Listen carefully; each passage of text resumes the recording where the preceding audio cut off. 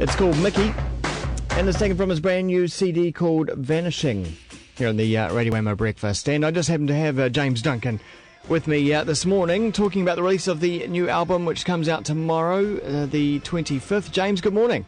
Good morning, good morning. And congratulations, a follow-up to Hello Fi 2009's release, which we loved here on Kiwi, played a whole bunch of tunes from. Man, thanks. And you're not doing too bad, 3 years later? Not doing too bad, yeah. I'm still at the coalface, yeah. But for this album, apparently you were at the coalface here in New Zealand, but also overseas in Europe recording this album. Yeah, that's right. I started tracking here in Auckland and Newton Gully, and then went over to Berlin for 6 months and kind of mixed it and did some more tracking and put it together over there, really. And you had a bit of help from Mr. Brian Jonestown Massacre, Anton Newcombe, as well. How did that come about? Also play in a band, a band called Dimmer, and we did a tour with those guys a couple of times, I think, through the States and stuff. So, so we kind of met Anton through that, and he lives in Berlin. Huh. He's got a studio there. So, and the Dimmer drummer, the ex-Dimmer drummer, lives in Berlin as well. So he's kind of keeps up with Anton and kind of records drums on some of the Brian Jonestown stuff, and I just kind of weaseled my way into the studio, really. And he was there, and I got him and Dino to play a few instruments. And it's just clicked for me that the fact that you are playing with Dimmer means that this morning is probably a very early morning for you, because you played last night, yeah? Yeah, we played last night. We got out of there pretty quickly. Okay. Although I was the last person in the bar. But, oh, really? Wow. But it was only 12 o'clock, so it's okay. It's a Dimmer crowd now, eh? Straight down to business, watch the gig, and then straight away when it's finished, go home. Got to work in the morning. That's right. Yeah. But though, back to that, okay, so Berlin, but also you spent some time in Greece recording. Yeah. That was awesome. A friend of mine had a batch in a small island village in this island called Chios. It's right next to Turkey. So I was kind of continuing this kind of theme of isolation. So I just kind of went there by myself for a month and kind of tried to write a couple more songs for the record. Yeah. And then. I mean, that would have been quite a different vibe to both Berlin and Newton Gully, no doubt. Did it have an effect on the tunes that you produced there? I think so. It was just kind of more freeing in a way, because that's all I had to do there, and more limiting that I didn't have that much gear. I had only the gear that I could kind of carry. So it was kind of, the stuff that came out of there was kind of more electronic and more, just kind of in the box, kind of computery stuff. Although talking about sort of being a different vibe there, Greece not a very happy place at the moment. No. Did you get that feeling, or where was that quite isolated from the troubles and unemployment? I was pretty isolated, but I had like one friend over there, and he was this kind of 73-year-old kind of guy who knew about 7 words in English. Yeah. It was great. But so I don't know. We managed to get through it. We just kind of went down. He had a little farm, and we'd just kind of go and sit in that in the afternoon and drink coffee and I'd try and ask him about economic woes, and I'd just kind of wouldn't really understand what he's saying. It's a complicated situation there. I wouldn't blame you. Really hard to work out. But that must have been nice. And so you eventually come back here and put the album together for release. Now, how would you describe it? I mean, is it along the same lines as Hello Fi, which was, you got that sort of experimental noise, but also shoegaze pop sort of sound? Would that be accurate? Yeah. Anything you say is fine by me. Thrash, metal, rock and roll. Yeah. I'm always stuck for words. I never know how to describe it. Yeah. I think it's kind of a bit more, maybe a bit more aggressive sometimes. Right. And a bit more, maybe a bit more stuff happening, and I don't know. Maybe it's, I think that's all I can say. I don't know. Because what we're listening to there in the background now, probably a little bit more on the experimental side of things. But do you feel that there's pressure to whack out a few choruses and turn it into a pop song? A few pop hits with a hook. Yeah. Yeah. Oh man, I'd love to, But I just, I don't know. If they don't come, then I don't try and push them. Yeah. I'd love to be writing pop songs or, like just really cool, memorable songs that everyone loves and stuff like that. But, I just kind of do what I do and think about it afterwards. I don't know, probably about a year or two I'll kind of work out what happened.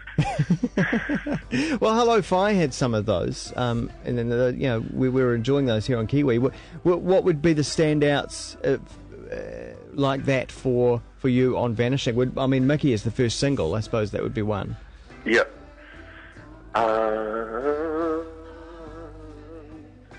See, I wanted to make Shut Like Cans of Eyeballs a single, but that's just kind of like brawling with laser beams and or something. I don't know. What do you make it? You said the tracks you're doing in Greece were sort of electronic based. So what would be the basic James Duncan kit? For this record, I had like a whole studio. I had like a whole space to myself, which was awesome. So I could have drums set up. So there's a lot of like songs with me drumming on it. Yeah. And kind of just playing everything, and bass and guitar and stuff like that. So I had a chance to be a bit louder. So there's kind of a lot of live drums in this one. Do you have a bunch of pedals? Lots of effects and pedals and things to press and change, distort sounds and. Yeah, absolutely. I've got everyone, especially when I play guitar, everyone calls it my pedal forest. Do you have them all set up on like a piece of wood or a board? No, I haven't. I'm not that organised, actually. So you're the guy before the gig gets underway, just constantly plugging things in. Yeah, it takes about half an hour to make like noise one. Takes ages, and everyone's kind of complaining, and I'm just going like, I just have to get this right. It's going to be awesome. But as you say, the album's not a completely solo effort. We've talked about Anton Newcomb, but you've also friends from SJD, where you've played in SJD, and he's on this. Don McGlashan. That's right. As well. Tom Watson, Chris O'Connor.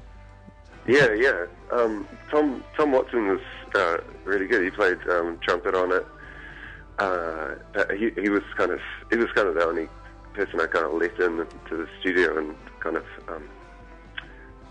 to kind of listen to the songs, right, and give me guidance and moral support in my dark hours toiling at the coalface. Yeah. And then I got the SJD band in to kind of record a song. Very, very nice. Well, will you be out and about on the roads touring? Yeah. I hope so at some point. I'm trying to work out that currently. What I really want to do, I'm kind of like, because everyone kind of talks about, you go in a van and you kind of drive around the planets and stuff like that, but I just kind of, it just seems like too much hard work, so I kind of just want to do one gig like from the moon and just kind of play real loud so like everyone on the planet can hear it. And I think that'd be like a day's work.